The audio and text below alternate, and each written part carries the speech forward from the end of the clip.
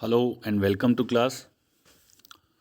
विद्यार्थियों, हम जैसा कि आपको पिछले चैप्टर से पता चला होगा, इस समय हमारा जो अध्याय चल रहा है वह है भारतीय संसद। हम भारतीय संसद के बारे में पढ़ रहे हैं। संसद में दो सदन होते हैं, एक ऊपरी सदन, एक निचला सदन, lower house and upper house. इन दोनों सदनों का नाम आपको जैसा पता होगा राज्यसभा और लोकसभा है। राज्यसभा संसद का ऊपरी हाउस होता है। आपने पिछले अध्याय में राज्यसभा के बारे में पढ़ा तो देखा होगा आपने कि राज्यसभा एक तरह से संसद में राज्यों का प्रतिनिधित्व करती है। यानी राज्यों से निर्वाचन करके निर्वाचित सदस्य राज्यसभा में होते हैं, जो प्रत्येक राज्य का प्रतिनिधित्व संसद में करते हैं। प्रत्येक राज्य की जनसंख्या के आधार पर उनका निर्वाचन होता है और साथ ही उनका जो निर्वाचन की अवधि होती है, राज्यसभा कभी भी डिसॉल्व नहीं होती है, कभी भी भंग नहीं होती है। इसीलिए राज्यसभा को एक अमर सदन कहा गया है। प्रत्येक सदस्य 6 वर्ष के लिए चुना जाता है और 6 वर्ष प्रति 2 वर्ष में उसके 1/3 सदस्य रिटायर्ड हो जाते हैं और नए सदस्यों का चुनाव हो जाता है। वो आपने पूरी देखी होगी, पढ़ा होगा।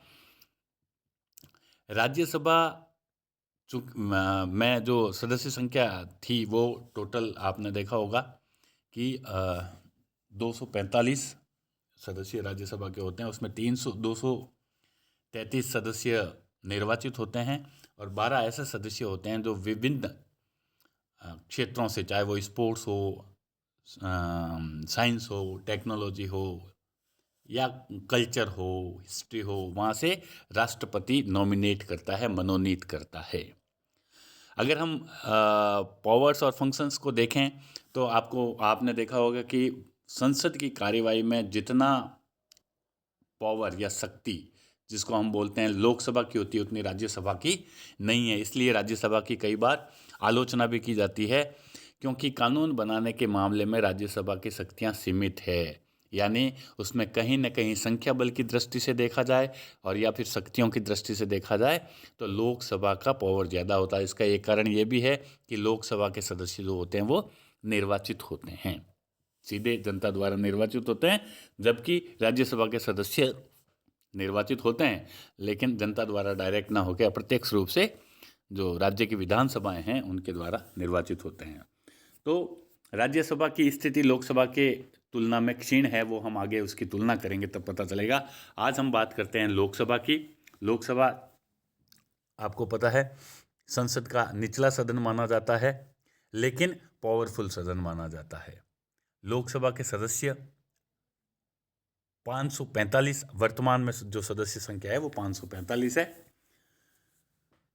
और प्रत्येक निर्वाचन क्षेत्र से एक प्रतिनिधि चुन के आता है। तो देश में जितने भी जो जिसको हम अपने मेंबर ऑफ पार्लियामेंट बोलते हैं, हमारे जो सांसद निर्वाचित होते हैं, वो लोकसभा में पूरे देश के क्षेत्रों का प्रतिनिधित्व करते हैं। सदस्यों का निर्वाचन मैंने आपको बताया कि प्रत्येक निर्वाचन क्षेत्र से जनता द्वारा किया जाता है, वयस्क मताधिकार द्वारा। और जितने जनसंख्या के आधार पर इन निर्वाचन क्षेत्रों को परिसीमित किया जाता है, परिसीमन किया जाता है। सदस्यों में इनके जो स्थान होते हैं वह आरक्षण भी लागू है और कई स्थान अनुसूचित जाति, जनजाति और महिलाओं के लिए रिजर्व होते हैं।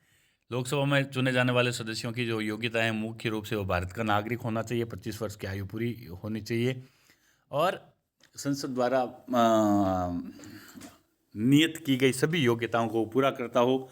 साथ ही वो आपको पता हो कि वह सरकार में किसी लाभ के पद पर ना हो, पागल या दिवालिया ना हो, न्यायालय द्वारा घोषित ना किया गया हो, साथ ही वह विदेशी ना हो, यानी भारतीय नागरिकता तो हो, उसने किसी और देश की नागरिकता स्वीकार ना कर ली हो।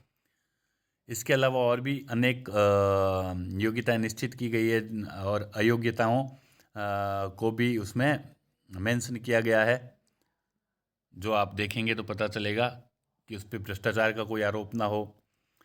साथ ही अगर उसको आपराधिक घोषित किया गया हो या किसी पद के लिए किसी भी अपराध के लिए सज़ा मिली हो तो उसके बारे में भी उसमें एक निश्चित शर्तें लगाई गई है। वैकेशन कब होती है, पद रिक्तता कब होती है?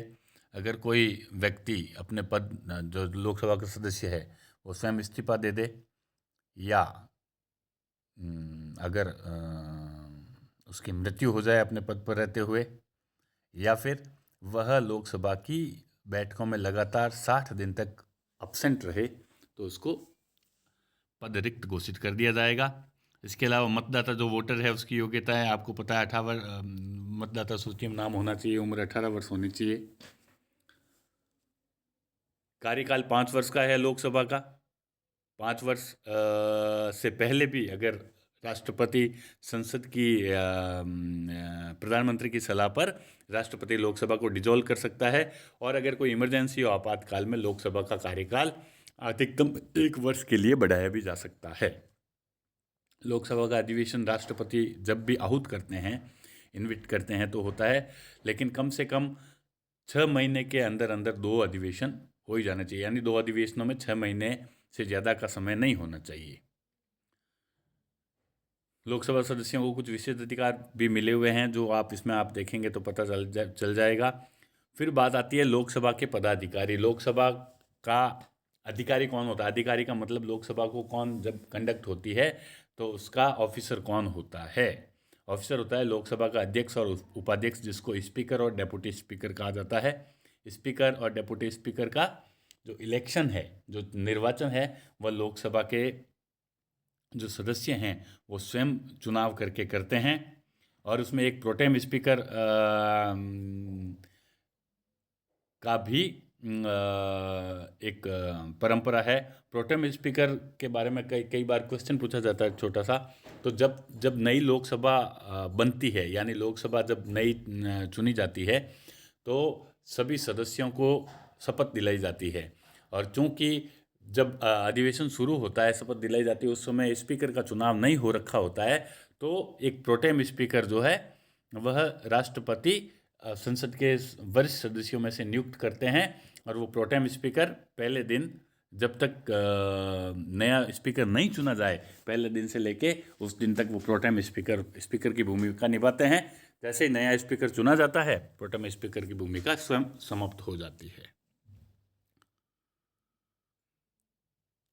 अध्यक्ष बहुत ही पावरफुल होता है यहाँ पे। उसका कार्यकाल जब तक सदन चलता है, यानी 5 वर्ष है, तो सदन के कार्यकाल के बराबर उसका कार्यकाल होता है। हालांकि उसे अपने पद से हटाया भी जा सकता है, या वह स्वयं अपने पद से त्यागपत्र दे सकता है।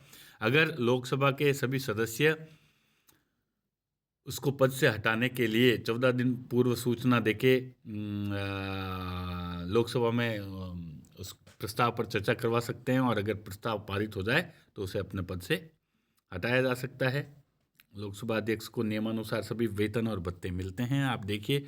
और कार्य और शक्तियाँ, लोकसभा स्पीकर लोकसभा के मामले में बहुत ज़्यादा महत्वपूर्ण शक्तियाँ रखता है। यानी एक तरह से आप देख लीजिए कि लोकसभा आहूत करके, क्योंकि वो खुद लोकसभा का अध्यक्ष होता है, तो लोकसभा को संचालन करने की जिम्मेदारी पूरी की पूरी उसी के पास होती है। जब आप उसके पावर्स और शक्तियों को आप देखेंगे तो आपको पता चलेगा कि कितना पावरफुल वह लोकसभा के मामले में रहता है।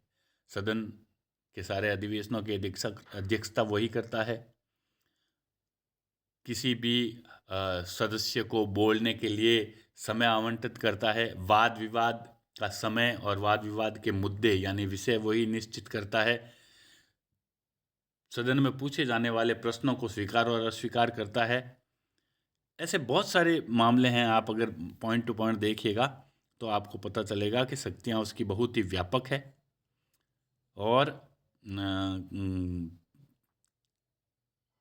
आप कंक्लूजन में देखिए कि लोकसभा के अध्यक्ष की शक्तियों के बारे में एम.एन. कॉल ने बोला है कि साधारणतः अध्यक्ष केवल लोकसभा की अध्यक्षता करता है, निगरानी रखता है तथा वाद विवादों को नियंत्रित करता है। लेकिन उसकी स्थिति इतनी महत्वपूर्ण है कि किसी भी संकट में उसकी शक्तियाँ राजनीतिक महत्व की सिद्ध हो सकती है। यानी उसके जो डिसीजंस होते हैं वो कई बार देश की राजनीति और लोकसभा का भविष्य भी तय करते हैं। तो इस तरीके से आप देखेंगे लोकसभा की पावर्स। हम नेक्स्ट चैप्टर में लोकसभा की शक्तियाँ और फंक्शंस देखेंगे और उसके बाद राज्यसभा और लोकसभा में तुलना और राज्यसभा वास्तव में ही पावरफुल है या कमज़ोर है उसकी चर्चा हम करेंगे। Thank you.